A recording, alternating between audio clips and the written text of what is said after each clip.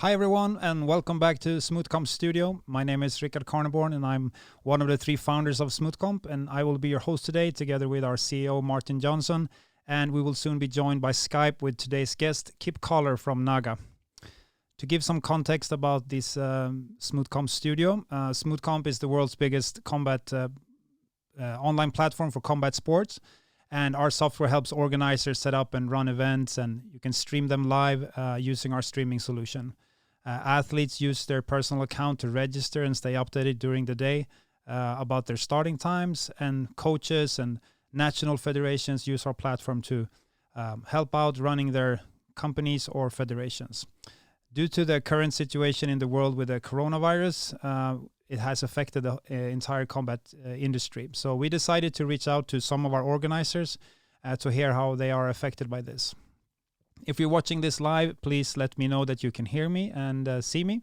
So you can write comments, and also if you have questions for Kipp, then you can write them and we'll try to have him answer them. Kipp is the president and the founder of North American Grappling Association.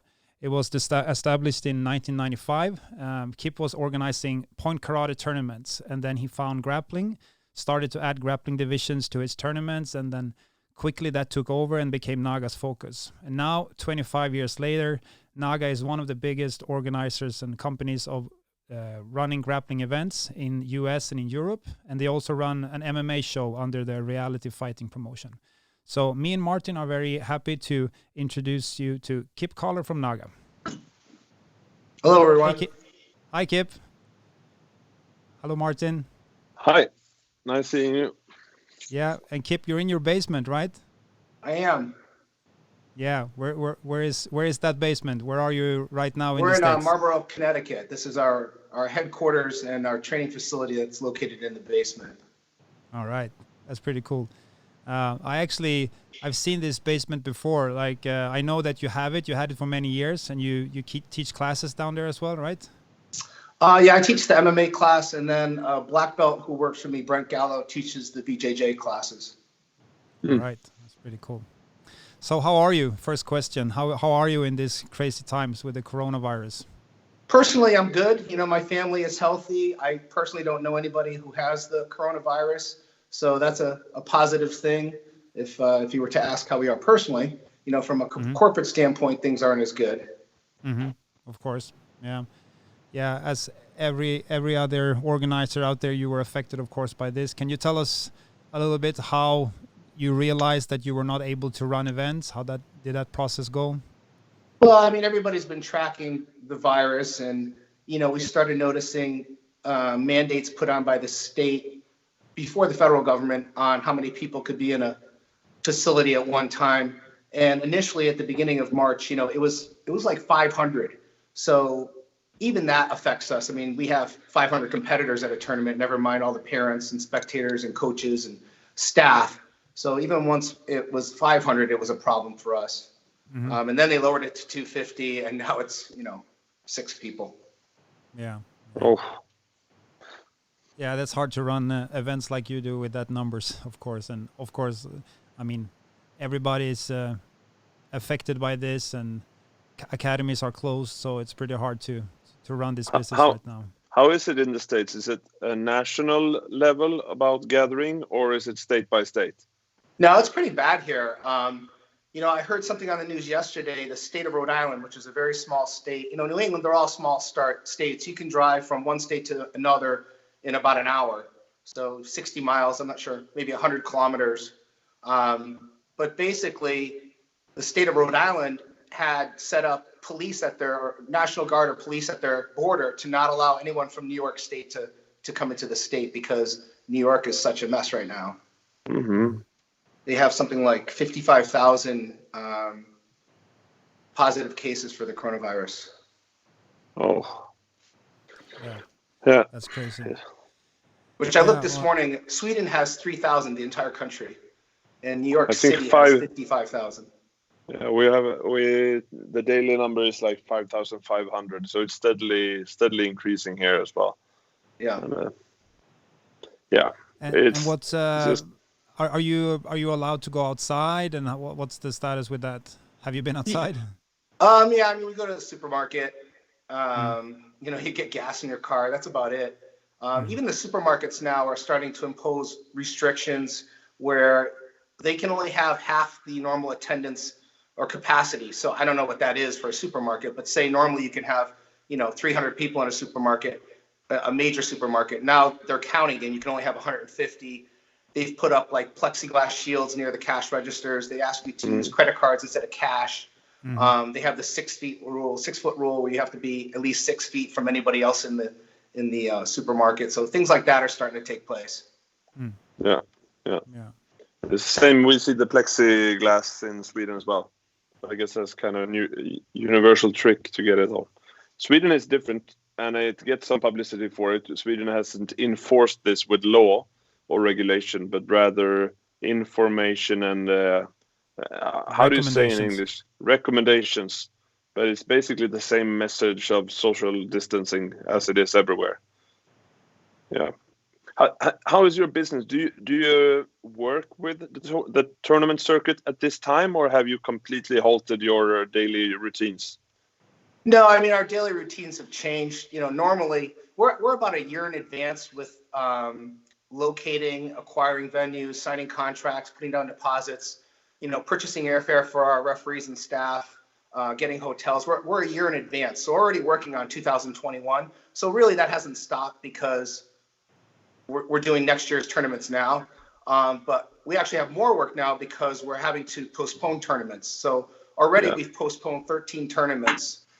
On average, we do about 2 a weekend, and almost all the tournaments in March and April have been moved, and also May. So we're not canceling them. We're finding a new date later in the year, and then moving all the registrations, and all anything else that's associated with that. All the advertisements for that particular tournament have to change. I can imagine that being quite hard to get new dates on the same venue in the same city. It's difficult. I mean, it's difficult to get a good venue once a year. I mean, we're trying to work with you guys to do a show in Sweden, and you know how difficult that is. Yeah. It's really. Ricard, did you have to cancel your tournament in March? Did that get canceled, or did you get to run it? No, I had to cancel it.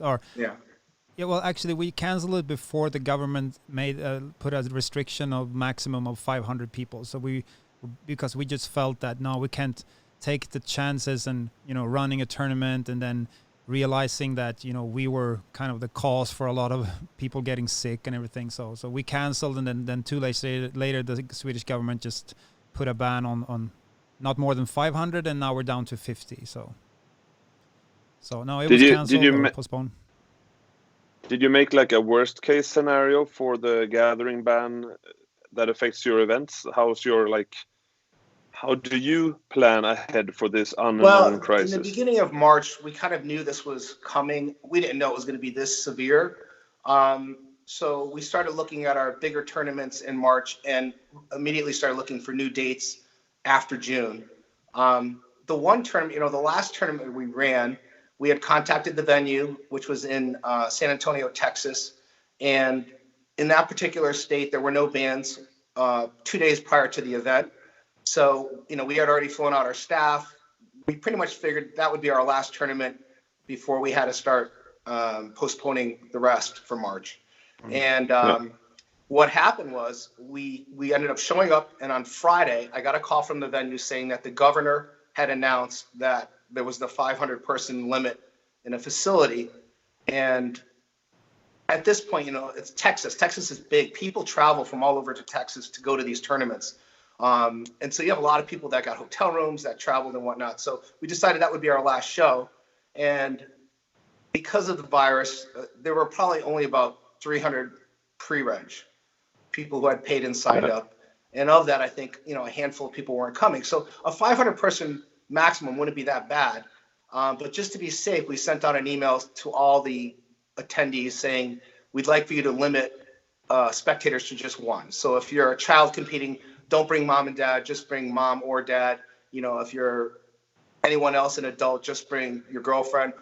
We told people not to bring anybody over a certain age because obviously the elderly are more high risk to catch and be affected by the disease. So we sent that out, and we didn't get much resistance at all. People were pretty good about it.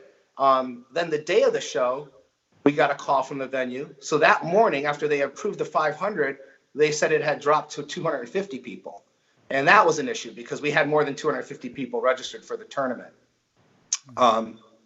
So we also sent out an email saying, if you're an adult, don't come until after 2 o'clock when the kids are done. So we do all our kids in the morning. We do the kids in the adults in the afternoon. And we sent out that email. And again, people were really good about it. We offered them, if you don't want to go to the tournament, we can give you a refund, or we can postpone the credit to a future event, because we go to San Antonio twice a year. And at the end of the day, we ended up running the tournament. We didn't have to kick anybody out. The kids came in the morning. The adults came in the afternoon. It was done fairly early, probably like 4:30, 5 o'clock in the afternoon.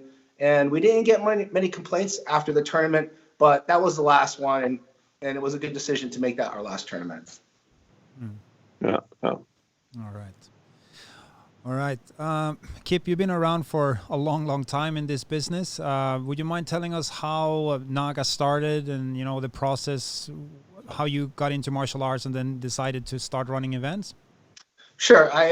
In college, I took Taekwondo. That's the martial art that they offered, and got my black belt in Taekwondo. And then when I graduated, I worked for Travelers Insurance in Hartford, Connecticut, and I started a Taekwondo program for the corporate executives there. And I used to compete in point karate tournaments all over the country. And one of my friend's schools, I saw a poster for Rickson Gracie. He was doing a seminar, and he had the $100,000 challenge at that time. It said, come to my seminar, participate, and then you can fight me at the end. And if you beat me, you win $100,000. So that was really enticing. My friends and I went and participated in the seminar, and just, got manhandled like we were little kids by Rickson. And at the end, we got to fight him, which was a lot of fun. And then after that, we started following him, getting videotapes. We purchased videotapes from him and other black belts like Renzo Gracie, a guy named Kazaka Munitz, but basically started training ourselves with videotapes. And then I met a blue belt from Renzo, and we started teaching at Wesleyan University grappling instead of point karate. And then when we had an annual point karate tournament, I had added some grappling divisions to that, no-gi grappling. And it really took off from there. I really stopped the Taekwondo, got more into the MMA side, did a lot of MMA fights, professional MMA fights, and professional MMA events. We did those in addition to the grappling tournaments. And that's really Can you see this picture? I have a picture of you here on the screen. Yep. Yeah, that's you. How old are you here? Probably 30, 32. 30, yeah. So you were fighting MMA as well. How many MMA fights did you have, you say? I did 5 pro fights. Yeah. I actually saw, I don't know if this is true, but I was watching YouTube a lot recently, and there was a fight with Tim Sylvia in the beginning, and I thought I saw you as a UFC referee. Is this true? I judged and ref the UFC. But what happens is I had a full-time job at the time. I was a district sales manager selling software in Manhattan, actually the whole East Coast. And then I was running NAGA, and then I was trying to be a referee for the UFC, and it was just way too much work for one person. Mm-hmm. And the first thing I gave up was the reffing job. All right. What numbers of the UFC was that when Tim was in? Was it like? It was like 40. 40? Yeah. Yeah. It was a long time ago. Yeah, it was cool. Time ago. It was pretty cool because they had like after parties, and you got to hang out with all these different, movie stars and rock stars and all the fighters. Oh, that's cool. That's cool. Really nice. And then NAGA started. How was NAGA in the beginning? Like the early days, like 95 you started, and it was like that was rough. When I started NAGA, my daughter was born. So I had an infant at home, and my wife was not working at the time. I had a full-time job, and then, trying to run, basically, I'd work all day at my full-time job, come home, spend a little time with my daughter, and then start working on NAGA, and that would go till, 12, 1 o'clock in the morning, and then it would start all over again the next day. Mm-hmm. So that was pretty brutal. I understand that. And at the beginning it was only you, or like, how did the process of you growing the business? Who was next in? I know Joe is your vice president. When did you meet Joe, for example? I met Joe prior to '95, prior to starting NAGA. Like I mentioned earlier, when we were doing the point karate tournaments and I started getting into grappling, I went to a Renzo Gracie seminar. That's where I met Joe Cuff. And we were just talking after the seminar, and he had mentioned he had a lot of videos. So I started exchanging videos with him, and then I started training with him in my basement at another house, at my old house. So that's where I met Joe. He didn't start working for us until, I think, 2000, so maybe 5 years after we started NAGA, full-time. And we should say Joe was supposed to be on this interview, but he got a little bit sick, so he had to cancel. Not corona, but yeah, he felt bad, so he's got all sorts of stomach issues. All right, okay.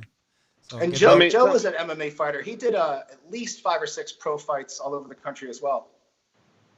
Yeah, we have some old pictures here of you, Joe, and then Miguel Torres. Is that it? Yeah, Miguel was one of Joe's idols. He's same fought at the same weight, I think 45 or 55, and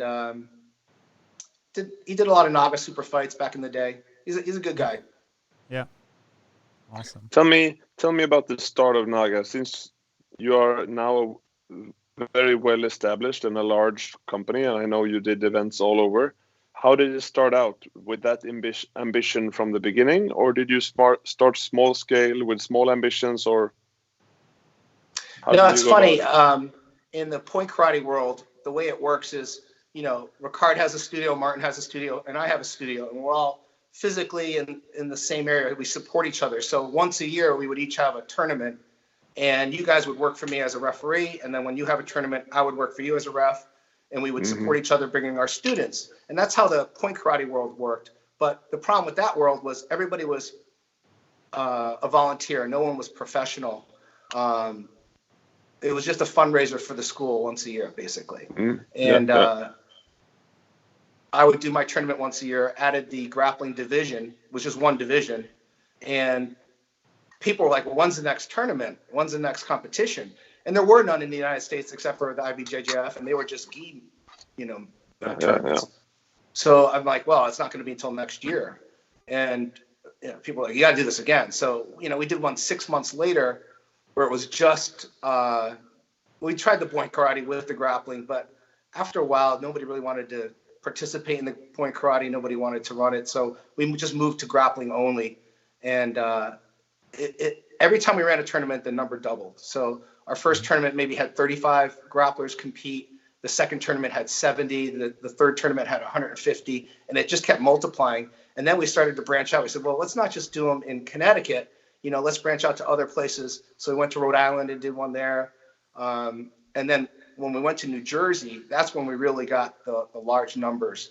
It's just so densely populated with grapplers, probably more so than anywhere else in the United States. And even today, it's our biggest tournament. Twice a year, we get over 1,500 competitors at 2 events that we run in New Jersey. But once we started spreading out, and then you need to be able to get your mats across the country. Just we started with a small trailer, then we bought a box truck, and then we went to a 53-foot 18-wheeler, which enabled us to go all the way across the country.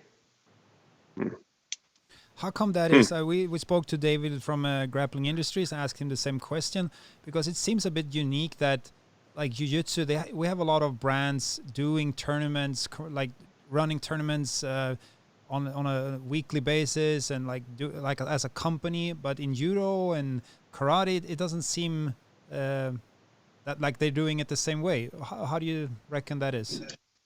Well, I'm not an expert in judo.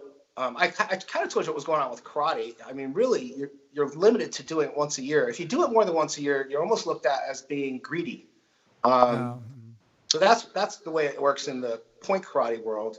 I don't know about judo. I think judo is like wrestling, where there's associations. So the National Judo Association, like we have for wrestling in the United States. And I think everything has to be sanctioned through them in order for it to be a legitimate event. And they control the number of events and who runs them, and which are the largest. So, with grappling, it's kind of like a free for all. You can do whatever you want. Yeah. It's a free open market. There's a upside and downside about missing democratic regulation, I guess. Yeah. We got a question here from Joachim Alin. He says, will we see NAGA in Sweden? Can you answer that? We keep trying. Yeah. You guys have been very helpful, but it's just difficult to get a venue there. And you guys could probably articulate it better than me. Yeah. Yeah, we have a lot of regulations regarding that, and we've been contacted, on several occasions, but trying to set that up, but it's been pretty hard, and it needs to go through a Swedish academy, so that's kind of one of the first obstacles that can be solved, of course, but it would be fun. It would be fun to. Yeah, we're looking forward to doing it with your help. Yeah, I think it's due to the current situation. I think we're looking at next year earliest, as it is now. I'm actually thinking 2022. You might be right. We definitely want to do it. Yeah. So in the beginning, it was like NAGA, it was Grappler's Quest. Could you tell us a little bit about the competition scene back in the days compared to now? How do you think, how has it evolved during these years? Back then, there were only the two companies, and Brian Simmons, actually, who was the promoter of Grappler's Quest, worked for us in the early days, and then kind of branched off and did his own thing. And in the end, I think the competition, like Grappler's Quest, like all these different tournaments you have today, actually makes the tournaments better in the sense that when you don't have competition, nothing's really pushing you to make the tournament better than somebody else, because there is nobody else. And I don't really consider the IBJJF a competitor of ours. They do something a lot different than us, or their tournaments are a lot different than us. I mean, they're primarily gi, they're primarily adults, where, NAGA really started with, we're going to do no gi, we're going to do gi, and we're going to do kids and adults all on the same day. And I think the big benefit of that was, instructor can come, coaches kids, coaches adults, and compete himself or herself if they want to, all on the same weekend, and I think that's a big benefit that you don't see with the IBJJF. Did you set this format of the tournament from the start, or did you evolve into this over time? No, we evolved. We were initially just a no-gi competition, and we had made up those rules ourselves. The point system, like how you score points for no-gi, because it didn't exist. And then eventually we added gi divisions, but we applied our no-gi rules to the gi matches, which nobody liked. None of the BJJ schools liked our rules for gi because they were so accustomed to the IBJJF rules. So over time, we adapted the IBJJF rules for our. We got a visitor here. Nice. Tiger King. Yeah. Yeah. He's all over. Yeah. So could you tell us a little bit, like, you've been, of course, involved in so many events. Only on Smoothcomp, you ran over 100 events since we started in late 2018. I think you had your first event with us, but I mean, you've been going on for so many years. Tell us a memorable moment from organizing events, like the best one and the worst one. Well, let's see.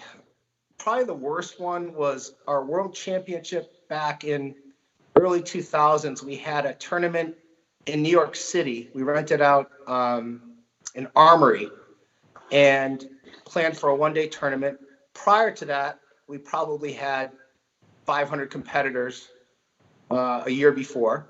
And this was our second time back to New York City. And there was an explosion of jiu-jitsu in New York. Henzo had hundreds and hundreds of students. There are schools opening up in Jersey, Long Island, Connecticut, and the explosion of jiu-jitsu back then, we weren't monitoring it. So the only time you really got to realize how much jiu-jitsu and grappling was expanding was when you had a tournament and you went from 300 or 400 competitors to 600 or 700.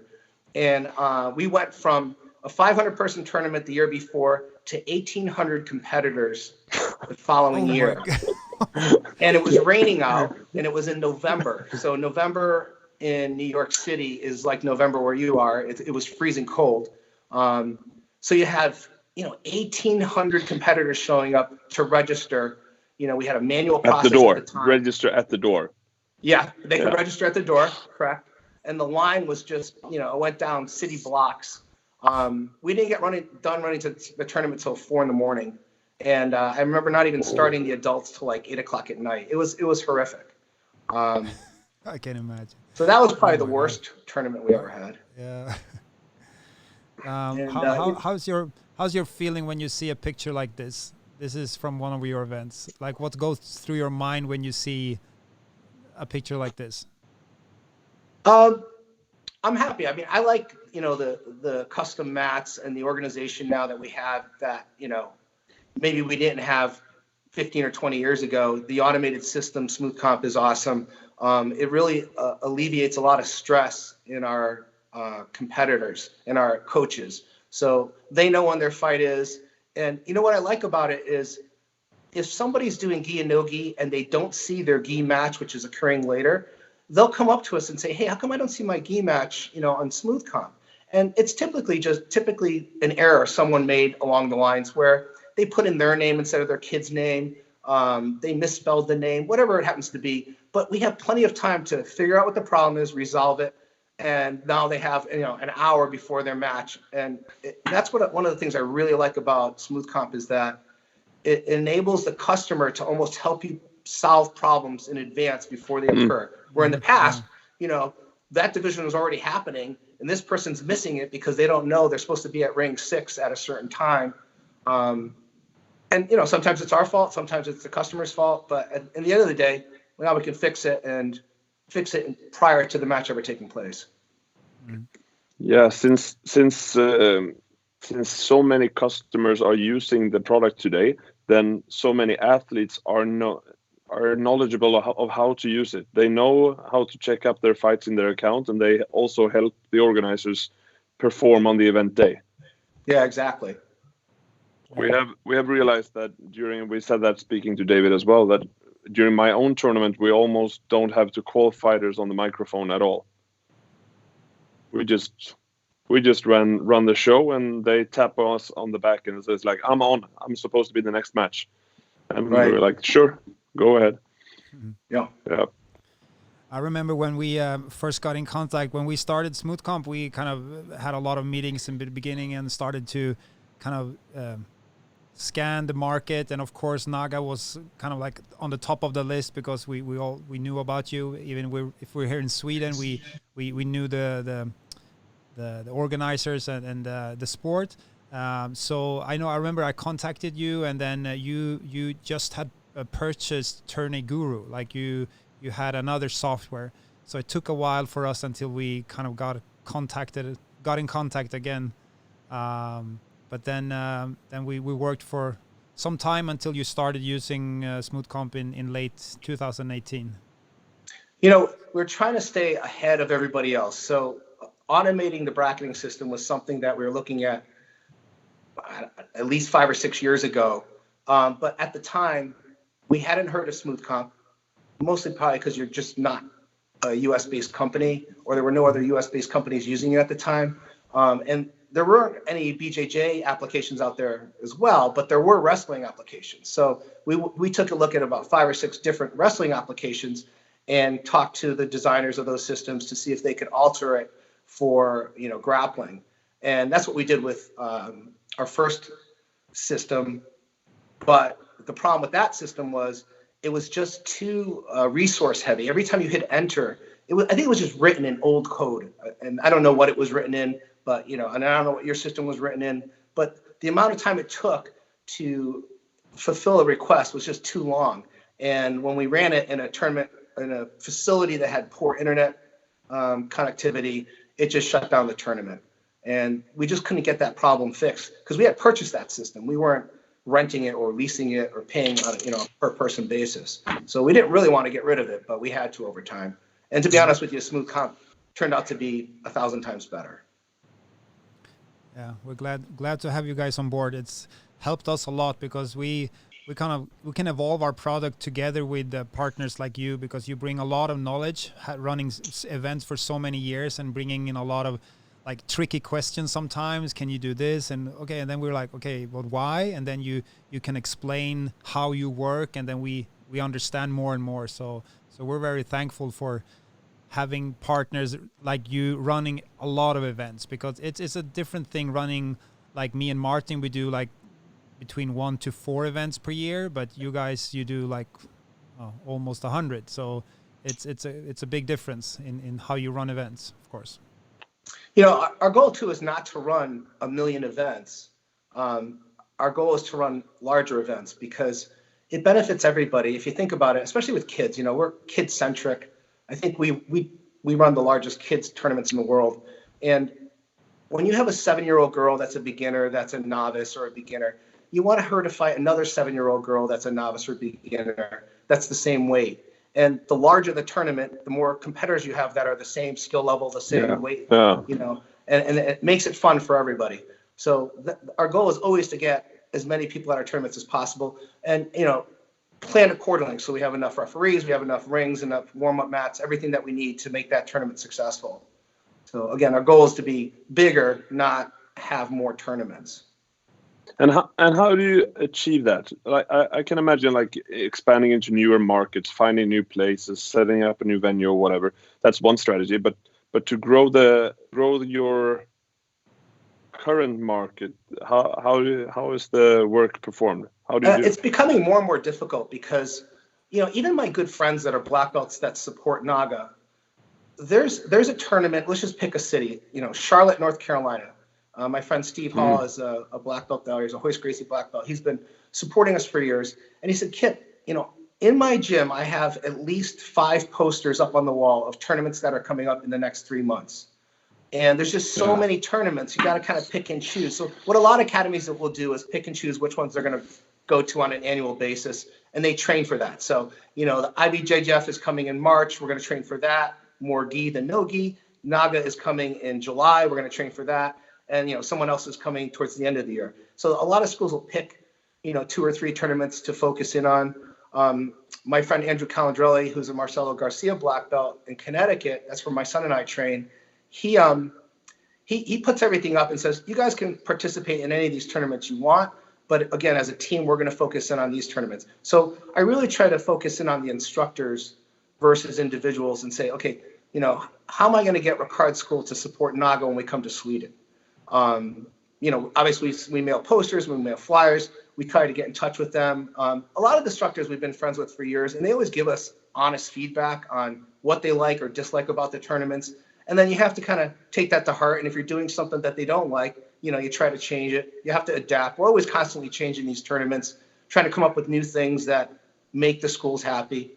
Team awards, that's, you know, we never did team awards in Europe. So we introduced that this year. So when we come out to England or Germany or wherever we go in Europe, we're going to be handing out team awards. The biggest problem was just getting them out there. We used to give away team cups. And just to mail a team cup in the United States was close to $100. And then, you know, the cup itself costs $100. So you're spending a lot of money on these team awards. But we have some new ideas on how we're going to distribute those both locally here in the United States and in Europe. And we just got our new team belt made, which is awesome. I have one here if you guys want to see it. Yeah, sure. Sure. So it's the world's largest championship belt. It was my son's idea. He's 14. And this is it. Whoa. That's nice. You need to back up a little bit more to get it in the picture. Awesome. Yeah, that's nice. Yeah. So we ordered a few thousand of those, and we shipped them to Germany, where our storage facility is. So on all of our European shows, we're going to be handing those out. I'll give you another. You got a question here from a Studio 47 MMA. It says, it would be great for our no-gi kids if you could come to Spain next year. So they're looking forward to that. So we did go to, I think it's pronounced Malaga, Spain, which is southern Spain. It's more of a vacation spot than, you know, a major city. And we had like 300 competitors. So it was a smaller tournament. And when we came down there, they were saying they didn't even know that we did no gi. They thought it was just a gi tournament. And so I don't know if that was just a lack of, we tried to convert everything to Spanish. and send it out. But I don't know if we did the best job with that. There's a lot of countries that we want to go to. It's just very, very expensive for us to do European shows versus US shows. We kind of maxed out on the number of US shows we could do because our 2 trucks were going every weekend somewhere different. And you can't go to a city more than once or twice a year, especially with all the other tournaments that existed. So we were trying to think of where else could we go and put on more shows. And Europe came up on American holidays. So Memorial Day, Labor Day, 4th of July, days that are American holidays, we decided we were going to go to Europe and run a show.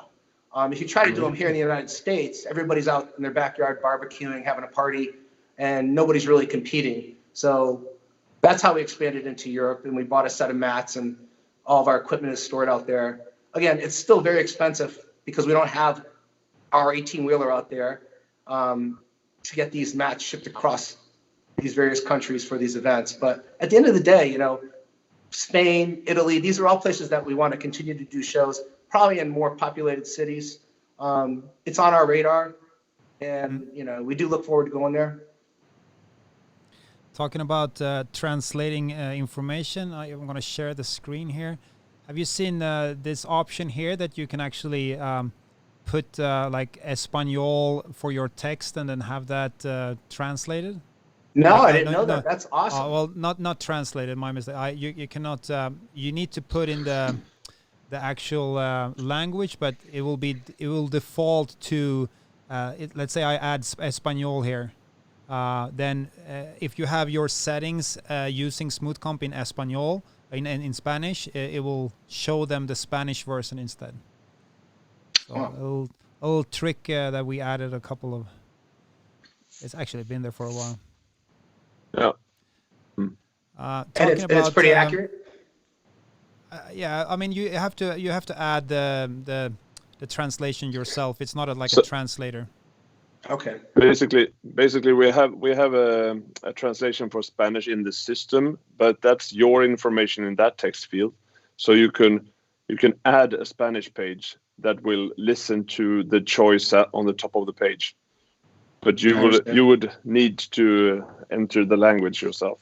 Do you speak Spanish? Un poquito. Un poquito. Talking about other like features, me and Martin, we had our developers working really hard. We tried to launch it before our meeting, but we're not there yet. But we just wanted to mention to you because we've been talking a lot about like problems with sandbagging, correct? Yes. And that's why you do that check-in or interview before you actually let people weigh in. So we have like a small little present for you. So we've been working and for everyone, of course, but based on your feedback, we're introducing belts now in Smoothcomp. So it will give you the option to here's like a picture of it. So we're building like a connection with Belt Checker, which is a free way of kind of verifying your belt. But then we're also adding these belts into the rules system of the entries. Martin, can you elaborate a little bit more? You've been working with this project a lot. Yeah, so basically it's a anti-sandbagging feature, and it's also actually we got a request from the Federation in Mongolia about fraud. Let's say you register for an event, you win a prize, and then you can transfer your profile by changing names and gender or whatever, which is not fair. So from today, this afternoon, we will launch so that if you have ever competed on your profile, it will be locked. The name will be locked, the gender will be locked, the year of birth, and the belt. So if I have competed as a blue belt, I can now not change my belt back to white again, which means I cannot access the white belt divisions anymore on my profile. I can, however, upgrade my belt, so I can choose purple belt. But if I compete at purple belt, it will be locked there, and I cannot move down again. That's great. So it's we're kind of letting you, the event organizer, verify that if I compete at your event and you kind of like you say, okay, he is okay as a purple belt, it will be locked there. So now registering for the next Smoothcomp event, I cannot fool the system anymore with my profile. Yeah, that's great. So, and then as Rickard said, we also connected it together with Belt Checker, which is the, what do you say, when it's an independent belt verifying system. So you can also have this flag that is verified you're a true black belt from the Belt Checker system. But basically what we built is the sandbagging and anti-fraud system that is launching today, we hope.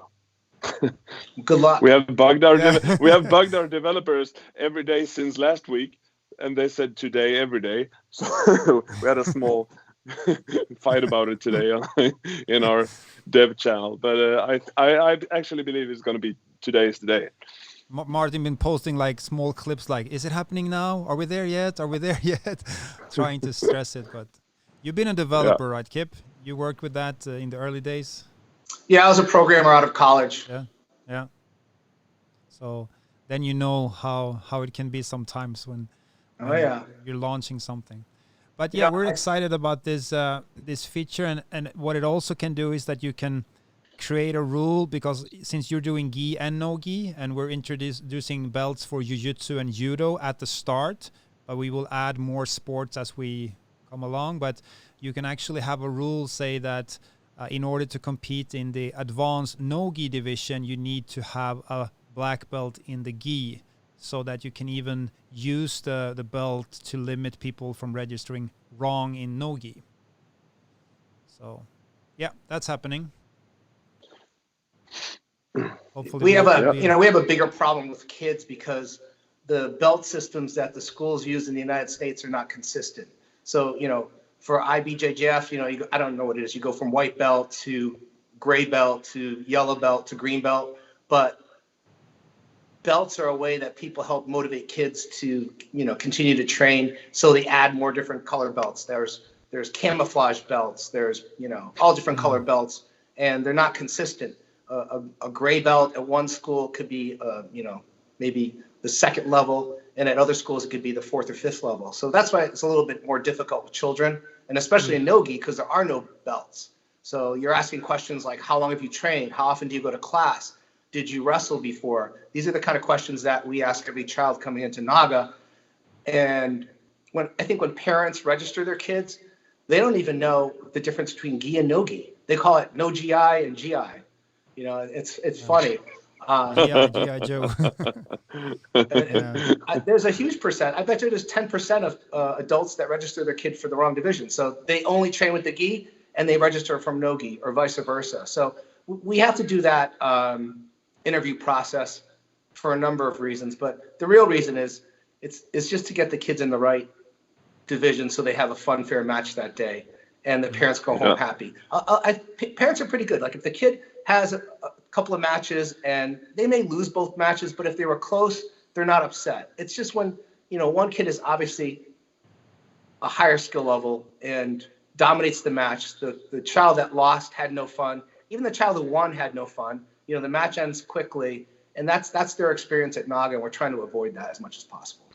I remember you talking about even seeing, like, actually observing your events, and if one kid was apparently in the wrong division, like the wrong decision was made, you might even move them during the event. Yeah, and I like Smoothcomp. It allows us to do that. The referees are very skilled at, if there's something wrong in the division, they know how to, back out of the bracket, look through Smoothcomp to find another match for that child, remove them from the bracket, re-bracket that division so it can continue. They know how to take the match that they were working on and maybe put it 3 matches down. So I think having the referees be able to work in bracketing is a benefit to us. I don't know if everybody does that. I don't think so. No, I'm impressed when you describe that process that you're able to do that on the fly, but it shows that you have good control over your events, because that's. But we're glad that we can help in that process, and that's part of the things that we try to improve all the time, so that you can work fast doing stuff like that. Hey, Martin, I have a request for you, and I've been requesting this for years now, and I'm wondering if you guys are coming any closer to installing it. It's my first, second, and third place acknowledgement in this. Is that ever coming? Yeah, I would say ever. It requires some rebuild, so we have some resistance from the developers. It's not, to me, it sounds like something that we just could add, but it's they say it's more complicated than what we think. So I hope it's coming. You're not the only one requesting it anymore. It actually came from other places as well where they request this, and I think it's a great idea. Basically, for you, those of you watching now, it's once a division has finished, the scoreboard screen would at that moment display the winners, so you can hand out medals directly on the mat. That's what you're saying, right? Yeah, and we send them to an awards area. Yeah. Which I think most tournaments send, you have an awards area with a big backdrop, and that's where everybody takes their photos. So the dilemma is, I just think a lot of customers don't know when their division's over, even though it says it in Smoothcomp, because there's things in Smoothcomp that exist that you and I understand, and people who compete on a regular basis, like a walkover. It says WO. We understand what that means, but I think especially someone new to the system doesn't, and so we're asked questions constantly at the tournaments, and I always try to think to myself, is there anything that we can automate to resolve these questions from occurring in the future? And that's one of them. Yeah. We made some improvements on the, like when a fight is finished, and I know that when they worked on that feature, this came up, and we've been reminding them about your request. So it's definitely on the roadmap, and we will, once we kind of launch our scoreboard application more publicly, because you organizers, about it, but we're going to launch it more together with the streaming solution once we reach we'll leave the beta phase. It should be added by then. What's your take? Go ahead. Oh, sorry. No. I just said, having a programmer background, a lot of times an idea seems very simple, and then when you try to code it into a system that already exists, it's a much more difficult task. So I understand where you're coming from. Yeah. And I'm not the programmer. I'm the one ordering the functions. Yeah. What's your take about live streaming events? Have you done that? Have you streamed your jiu-jitsu events or your NAGA events? Well, we did one in Dallas, which Dallas is a very there are big tournaments in Dallas. Our last one had about 600 competitors. So we do 2 a year in Dallas. We do our World Championship, which gets over 1,200 competitors, and then we have our spring show, which gets like 600 competitors. And so even with 600 competitors, I think we ran 8 or 10, maybe 10 rings. And we had one camera that was over all 10 rings. And it's just, there's so much going on. It's very difficult for, let's say I'm home and I want to watch my son compete, but I didn't want to travel to Dallas, to see mat 6, which is over in the corner, and try to pick out my son's fight. It was, I guess if there was a camera at each ring, that would work great, but we just did it with one camera. And I don't know, I don't think it's something that people are going to subscribe to until you get the camera down on each mat. Yeah, that's the idea we have now. We mount phones or iPads by the mat, and we stream and we integrate the scoreboard within the streaming software that we built for iOS. So it's a free solution for anyone to use. So you just need to have basically your iPhones or your iPad mounted, and then it will stream and it will automate tail of the tape. It will give the scoreboard within the brackets. It will, once we're there, it will actually be able to notify parents or grandparents where their kids are fighting and when, and they can get the links directly in the phone and everything. So it's a way to distribute the information out to the community better. So so is anybody using that now in Smoothcomp? On the demo, it's in a beta phase now, and I think we must have run some 20-25 events at least on Smoothcomp. So if you check our YouTube channel, you will see how it has been, but it's in beta, so it has various levels of development. You should see one of the latest clips where it's automated with tail of the tape and everything, and we've been working on the bit rate to get it smooth and everything. So it's very close to release now, and it looks really good. Nice. Our partners in Abu Dhabi, the UAE and AJP, they use it now for all their events. So we're absolutely getting there. Going back a little bit, I got a question here from Isabel. She says, regarding the interview that you do you ever have to move kids based on your question, and how do they handle that if you have to move them?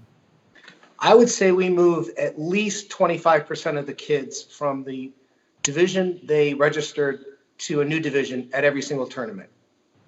And how do they handle it? What's that? And she asked, how do they handle it? How do they handle the message? To be honest with you, moving people up in a skill level is always a challenge because everybody wants to win first place, right? And I'll give you a good example. You know, a little boy who's wrestled 6 years in grammar school or middle school comes to his first NAGA. And of course, the parents sign him up for novice.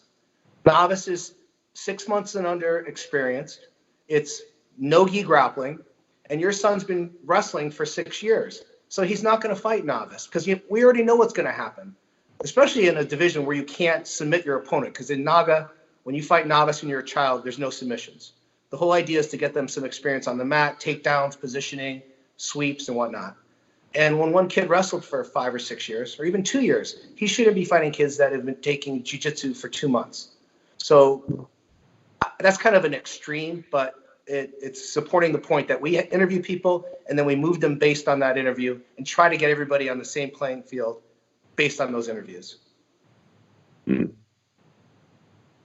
And we get it in adults too. I have adult purple belts that want to fight beginner. Well, I don't train no-gi. Well, you're a purple belt and you're going to be fighting white belts in the no-gi. So you may not train without the gi as much as you do with the gi, but you still have all that grappling experience. And I try to tell people, you know, we put people at the same skill level. So if you're going to do blue belt gi, then you're going to fight intermediate no-gi. That's where all the blue belts fight.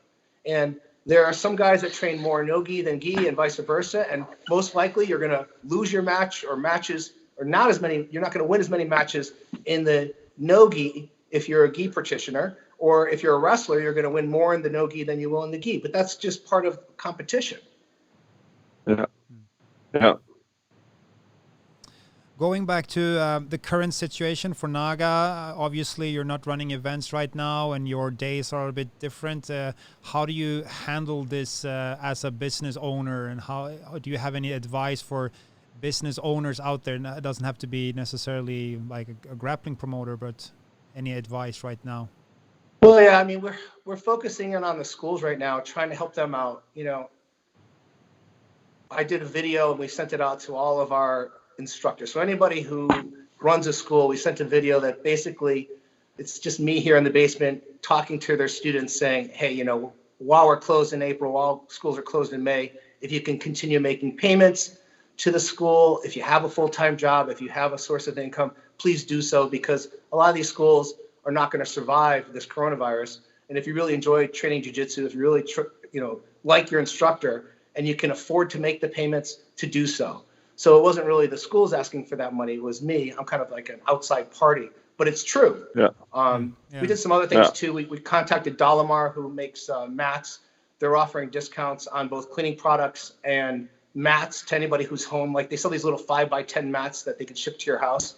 So they're offering a discount to anybody who's a NAGA competitor or a NAGA school. Mm-hmm. And you can contact them directly with this coupon code and buy either the mats or cleaning products for your gym at a discount. And probably the biggest thing that I'm working on right now, actually I was working on yesterday and today, is in the United States, there's some federal funding. It's actually a grant. They call it a loan, but basically you can get 2.5 months worth of gross salary. So if you have employees, or if you're a contractor, which means you're like a black belt who works as a referee for an organization like mine, you can get money from the government. And as long as you use it to pay salary, wages, insurance, you don't have to pay it back. And this is all starting. Yeah, it's great. It's basically 2.5 months of wages for free. You can't spend the money on other things. Mm-hmm. And right now it's going to last 2.5 months. It's a fund, so I think it's going to run out. So the earlier you apply for it, the more likely is you'll get it. It's complicated, so we've been working with our accountant and our legal team to try to summarize who's eligible for it and what you have to do to get it. That's what I was working on yesterday and today, and then we're going to send that out to all the schools as well. Yeah, that could save your business. It's going to save us for 2.5 months. Mm-hmm. Yeah, and I mean, how many, of course, how many people are employed by NAGA at the moment? I know there's. Let's see. Full-time employees, we have probably about 5, and then we have some part-time employees, and then we have hundreds of contractors. But everybody can benefit from this. Yeah. Did you? I'm not sure if I asked you this before, but did you sketch on how? What's your preparation time now? Like how long crisis can we manage? Like 3 months, 6 months? What do you think? For NAGA personally? Yeah. What's your? Did you make this kind of work? It's funny, that grant I talked about. It's a benefit and it's maybe a curse at the same time. And the reason being is this: if I apply for it now and I get that money, I can use that money to pay my employees. So they basically continue to get paid their normal salary. Okay. Yeah. And that lasts for 2.5 months. Then if that ends and the coronavirus is still here, then what do? Well, I would put them on unemployment, which means I'm not going to pay their salary anymore. They're going to go on unemployment. If you do that, then you have to pay back the loan. See, so there's a catch to it. Uh-huh. Oh, shit. Yeah. I mean, the good news is it's going to take forever. By the time the banks create the application for the loan, and by the time you fill out the loan and actually get the money, 2 months will probably go by. Hopefully, businesses are still, in existence at that point. Yeah. But that also kind of pushes the date out to maybe July or August of while you'll be receiving money from the government to pay your bills. Mm-hmm. So. Yeah, well, I mean, we're all doing the same. We're having a meeting as well in Smoothcomp team and doing these scenarios. What if it's 3 months? What if it's 6 months? How should we prepare? How long will our fund last? At what point do we need to change our behavior to be able to survive? But it's, I'm just, sometimes you have to go by gut feeling too. Like, what's reasonable? How long time will a society be able to be shut down, no matter how hard the virus hits it? Like, at some point, if it never goes away, at some point, people will start living their lives anyway, in some form. Yeah. Otherwise, the casualties of war are like even higher. Like, there's going to be so many people affected that the outcome of that might be even worse than the actual coronavirus. Absolutely. I was doing a little bit of reading about the recession in the United States back in the early 1900s, and it took the stock market 22 years to recover from the recession. 22 years to get back to where it was. So, people are making the assumption, a year from now, the stock market's going to be back to what it was prior to this whole coronavirus. And the longer we're in this, the less likely that's going to take place. Mm-hmm. Yeah. I think you're right. Crazy times. Nothing that we've been expecting, of course. We're taking this time to do as many good things we can with the system, with Smoothcomp. We're really, really working hard right now to do the things that, we just haven't had the time to do. So maybe your request is among them. We hope to get there during this time. We're just trying to, because otherwise our daily operations are pretty much supporting organizers, supporting athletes. So that takes up a lot of time. And then sometimes we have to disturb our CTO with stuff like that because some things are urgent. But of course now our daily operations are totally different. So hence this, we can spend time doing this. So we're really glad that you took the time to talk to us and let us know how you're dealing with this situation. So, Ricardo, is there anybody running a tournament in the world right now through Smoothcomp, or is everybody pretty much shut down?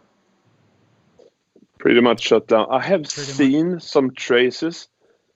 I'm not sure. Maybe Australia had something going pretty recently.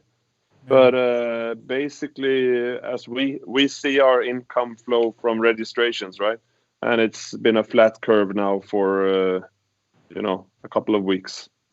I think I think some people maybe small in-house tournaments has been going on. We've seen like just before, because always when we deploy new features, we make sure that we don't disturb any events. So we try to do them on Wednesdays. And then we were like, last Friday, we were like, oh, can we deploy this? Are there any events running this weekend? And then we saw actually 2 events. They had brackets up, but they never ran them. So no, I think it's a complete shutdown right now. Yeah, it's crazy. Yeah. All right. Yeah, most likely. We've been talking for an hour, so Martin, go ahead. Yeah. No, very nice talking to you, Kipp. Great meeting, and look forward to do it again. Thank you, Martin. Thank you, Ricard. Take care of yourselves. Yeah. Take care of the family, and yeah, we'll end it by there. Thank you. All right. Bye. Thanks a lot. You're welcome. Bye. Take care.